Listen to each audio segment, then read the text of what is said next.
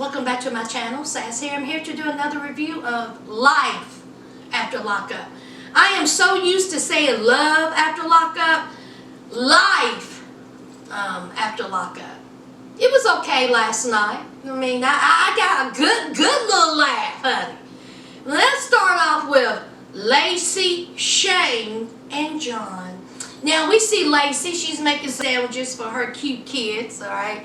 Shane, honey, he done found him a J-O-B. Look at God, honey, at the shipyard, honey. Alright? He seems excited about it.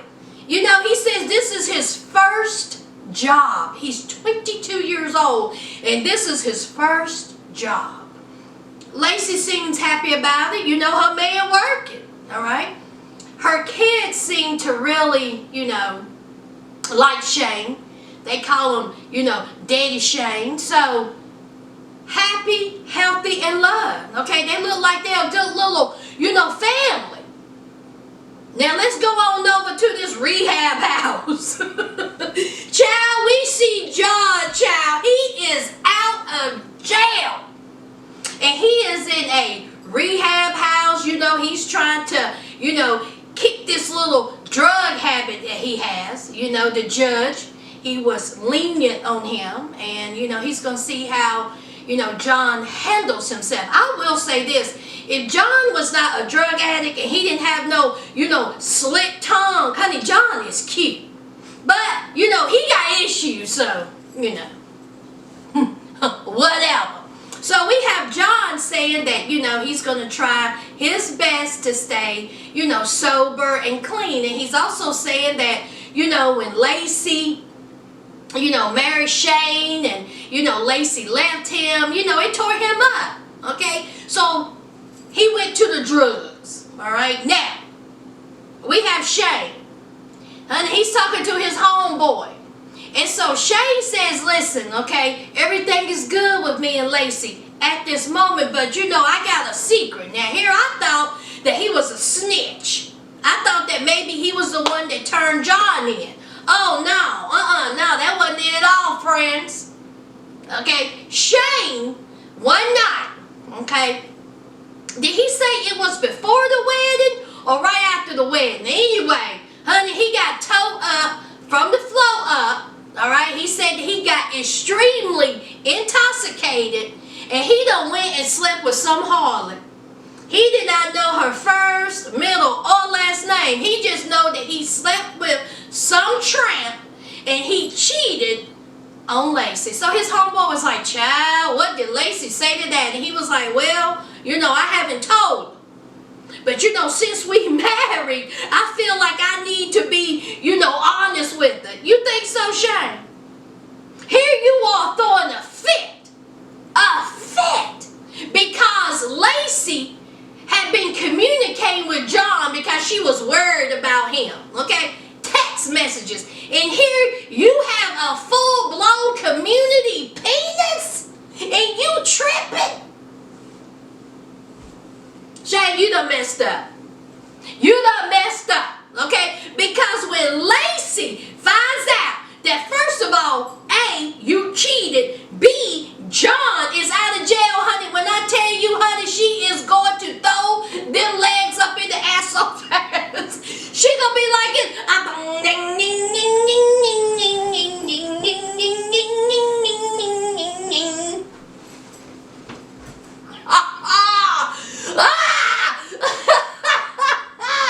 Why y'all made me do stuff like that? Okay, why y'all do it? But anyway, honey, child, Lacey is going to have a field day. Shane, you done messed up. You done messed up. Alright, now let's go to 2 minutes and under.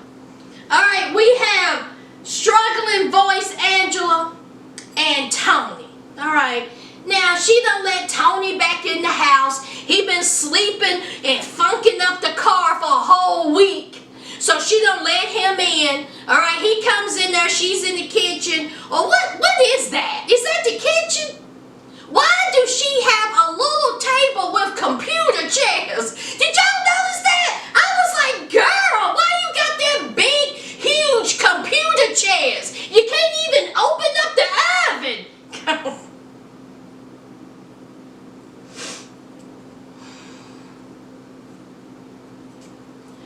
up in that chain smoking, still pissed off at Tony. Okay, how dare he sleep with prostitutes? Allegedly. Okay?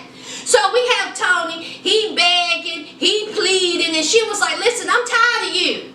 Okay? I'm tired of your lies, I'm tired of your cheating. So what I'm going to do, for us to work, is I'm going to write down some rules.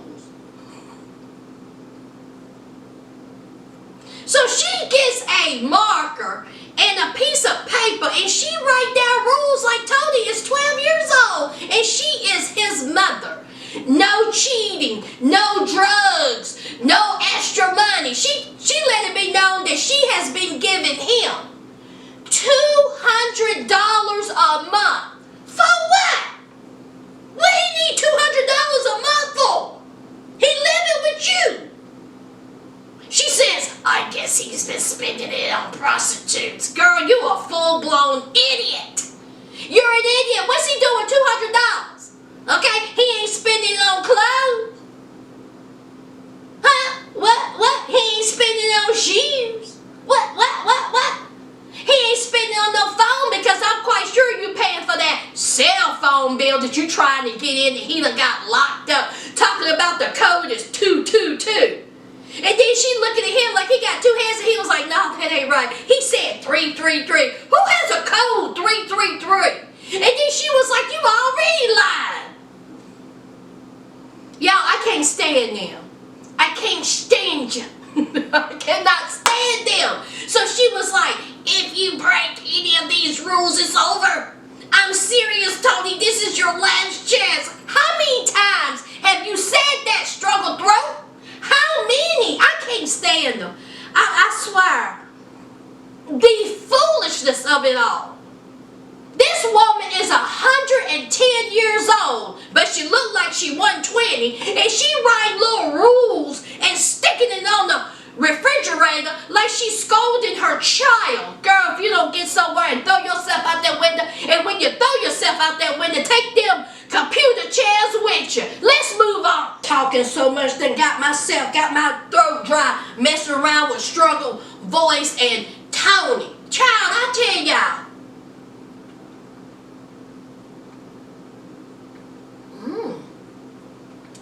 Y'all, this is good. This is a smoothie, y'all. It's a smoothie. Ain't no wrong with it. Child. All right. Let's talk about Andrea and Lamar. Now, let me just say this. With everything we know about Andrea and Lamar, all right, those kids, so good, all right?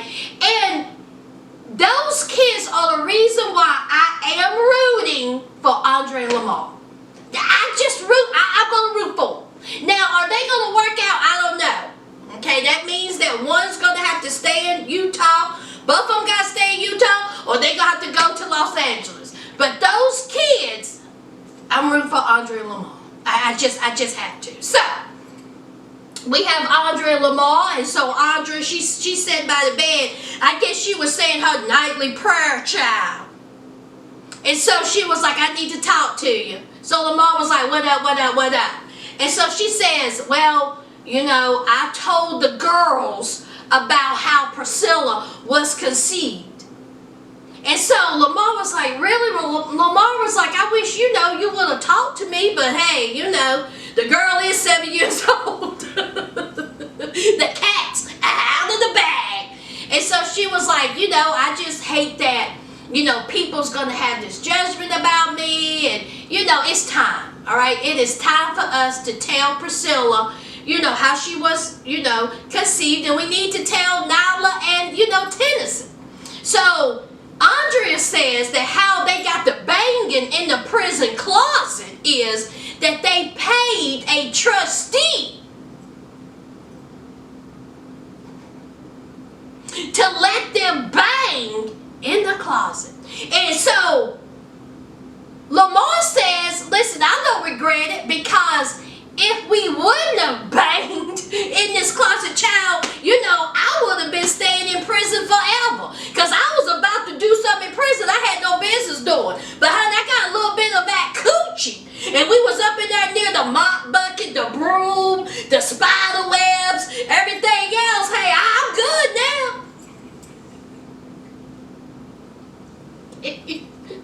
Ugh, I'm saying. So anyway, so they take the kids out. Where do they go? To some smoothie shop, yoga shop, whatever. Okay? So there's Nyla, Tennyson, and Priscilla. Alright, you can tell Priscilla really loves her father. And Lamar, he loves that girl. He loves all the kids. I really do believe that. Now, Nyla and Tennyson, when it comes to Lamar, I don't think they really feel him that much, but I think that he really cares a lot, about them. But anyway, so here comes Audrey and her silly self, talking about how Priscilla was conceived. Alright, and so Nyla was like, are you kidding me? You mean to tell me you told your friends before you told your children? You told your friends that my sister was conceived in a prison closet? And so they were like, man, get up out of here. And so here is Andrea talking about, now I know that y'all thought that Priscilla was conceived through the Holy Ghost. Honey, Tennyson said, man, if you don't shut up, Mom. He was like, no, don't even do it. No, no, Born tonight, not last night. Mom, why did you think we would believe that? Andrea, what's wrong with you? You really think that them children really believe that Priscilla was conceived through the Holy Spirit?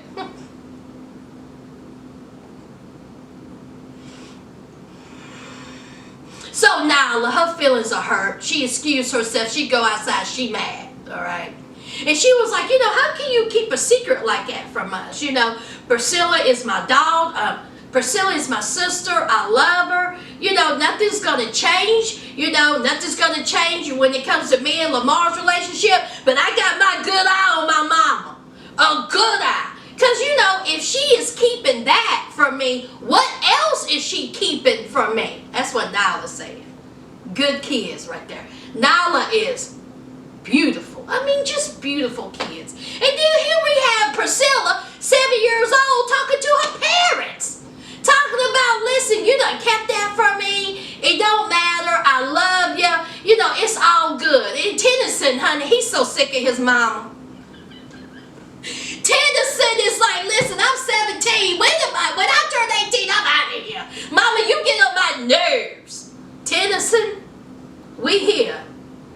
Everybody feel you, child. Honey, your parents is a hot mess. Andrea, the Holy Spirit. Let's move on. All right, so we have Cheryl and Josh. They are somewhere outside eating, okay? And Cheryl, she's hating life, child. Okay, because she cannot stay in Josh's mama. She don't want to be in that house. She wants to get up and get out. But it's going to be a little bit hard. Okay, because the man that she going to marry has sticky fingers. Honey, Cheryl said that Josh done stole everything underneath the sun, child. Okay, and all that criminal history, all that background, honey, people will see that. And nobody don't want to rent to a thief. Okay, so it's going to be a little bit difficult for them to, rent somewhere. Plus, he got the ankle monitor. I think he's on probation. I mean, it's just a hot mess. And furthermore, where the money coming from? I mean, I just don't understand Cheryl. She is crazy.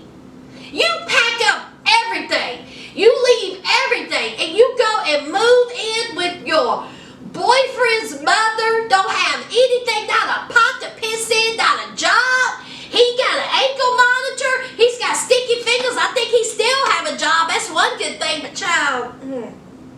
So, we are at the house, and Josh's mom is making breakfast. And so they're talking, and so Mom and Josh was like, okay, what's up? All right, where are y'all going with this? One day you're together, the next day you're broken up, you make up to break up. I mean, what is going on? And she was like, listen, I know it's both you and Josh's fault, okay, but it's more your fault. Mama Josh said it's more your fault, helpful, okay? You're crazy. And so, here comes Cheryl. Cheryl said, well, it's your son, okay? He broke up with me. Petty breakup. All because I did not want to get married in this old dilapidated, castle where children and your grandchildren could fall to their death. Okay, he gets mad and blowed up, and he broke up with me. I can't. Okay, so that's on your son. But guess what? We together, we still together, and as soon as we find somewhere, we up out of here. Because I can't stand you. I can't stand your face. I can't stand your dentures. Honey, Cheryl just said she would knock this woman's dentures out her mouth.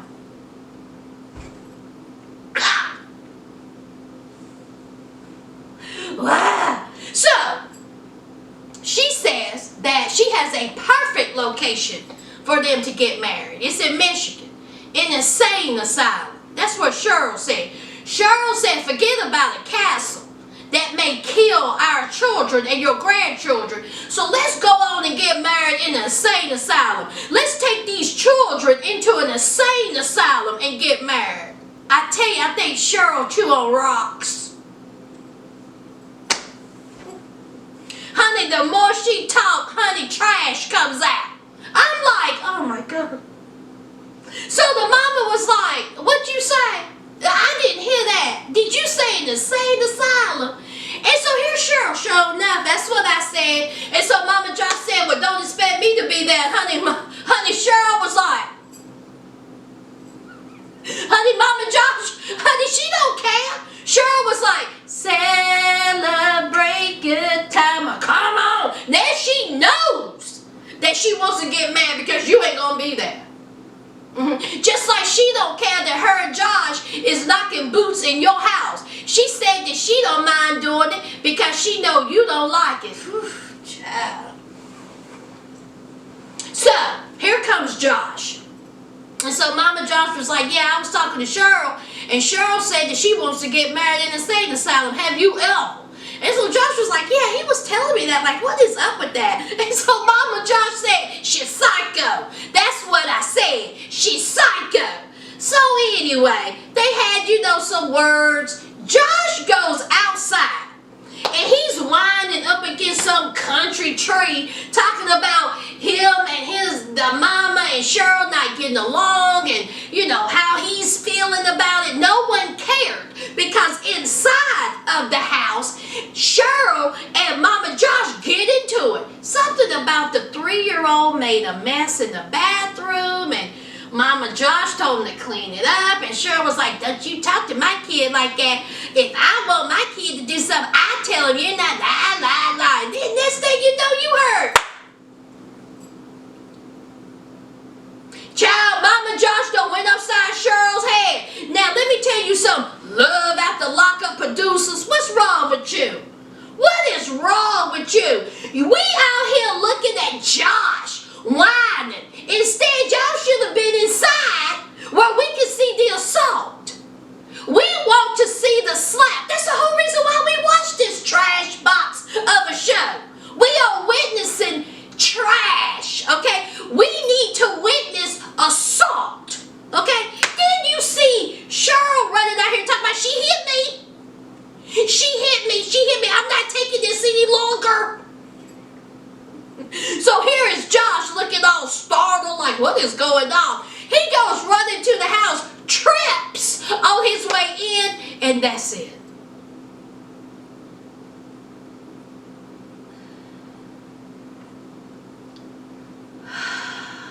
Let me make this short and sweet. Let's talk about not quite right Clint.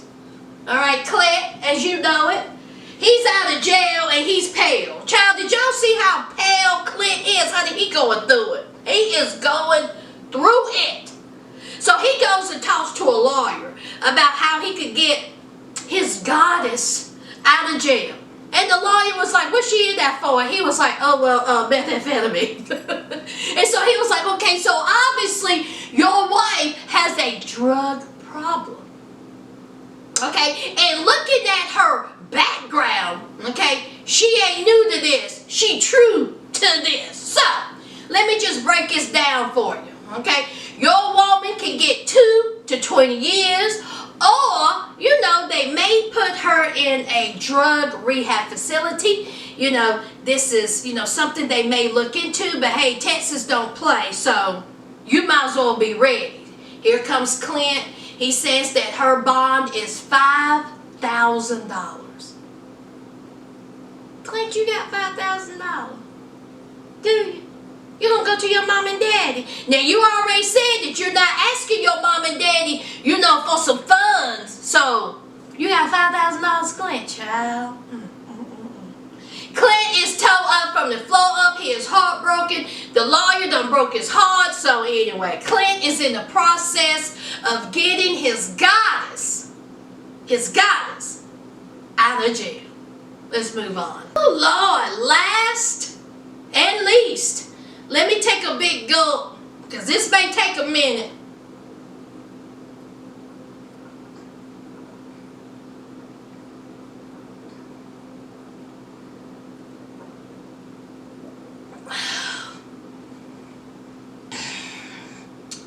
So we have Fleabag Michael. So we have Musty Michael. Alright, he back home.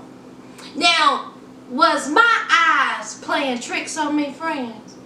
Did Michael have the nerve and the audacity to have a sweatshirt with his two girls, with his children on the back, and the saying of no matter what on the front? Is that what Musty Michael had on his shirt? No matter what? And what's that mean? No matter what? What? No matter what that you don't see him. No matter what, you ain't paying no child support. No matter what, that you don't care nothing about him. No matter what, why are you still breathing? No matter what, why haven't you ran into traffic? No matter what, why haven't you drunk bleach? See, these are all the questions I need answered. No matter what, child, I can't. So he is playing a little basketball with his sister Day Day. And he is just telling her how the trip went with Megan. Now, we know Day Day, she don't care nothing about Megan. Okay? Now, he is saying, about Rock and how Megan and how, he really cares for Megan, how he got love for Megan. Alright? And so Day Day was like, well, what about Sarah? And so he was like, listen, me and Sarah ain't cool right now. Okay? I'm not really feeling Sarah right now. Alright? So Day Day was like, well, what about your kids? Oh, I got love for them. Now, I got love for my children. I ain't seen them now. Because I've been flying all over the United States. Okay? But don't you worry. I will be seeing my children. But before he left, he want Day Day to know that he got a little side honey. Maria.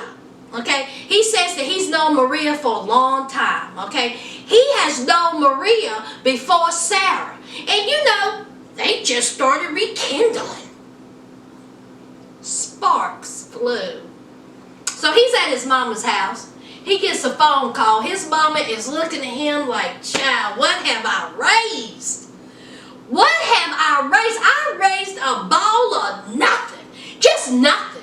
Just a ball of nothing. That's what you raised. So, Michael gets a phone call from Sarah. Sarah is too through. Sarah done got the phone bill, the cell phone bill, honey. She had a highlighter in her hand and she done highlighted everything.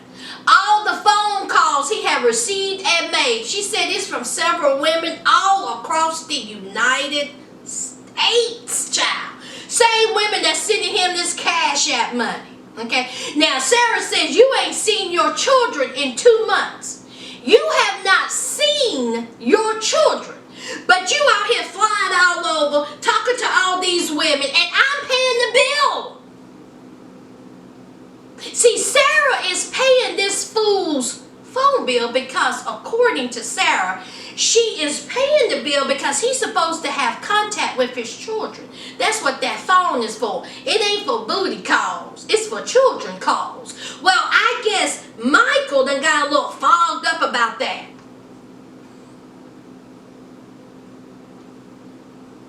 So Sarah, she's sick of it.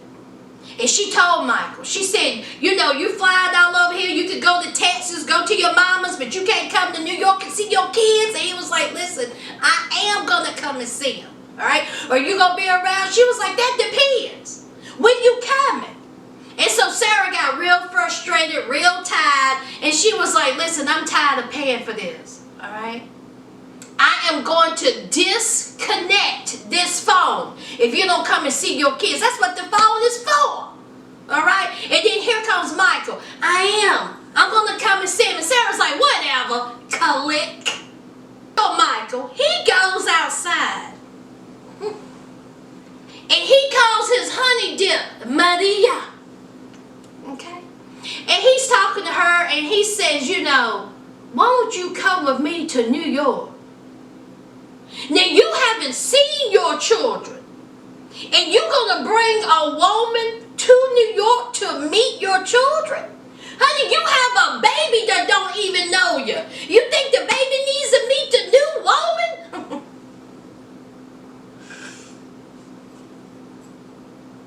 Ooh, Lord. So, of course, Maria, she's down for it. She was like, of course. I'm for it. So, Michael is on his way to New York. He has Maria by his side. Did you see her rubbing all over his leg and stuff? I said, child, honey, Sarah is going to erupt. She's going to erupt. And I don't blame her. Sarah, first of all, quit paying for his stuff. Quit paying for the phone, insurance. What else was she paying for, y'all? Quit paying for it. And honey, he show up at that door with another woman? I mean, he ain't even signed the divorce papers. Y'all know the drill. Don't forget to hit that like, comment, and subscribe. And until next time, friends, bye.